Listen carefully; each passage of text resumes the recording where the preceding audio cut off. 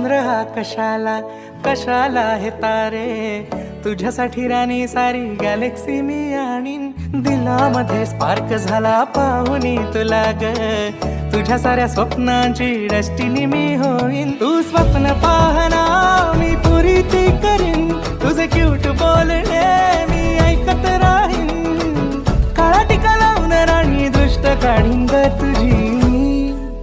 हे गळ्यामध्ये नवलखा हात, हे राणी तुला साडी चोळी आणतो मी. हे राणी तुला साडी चोळी आणतो.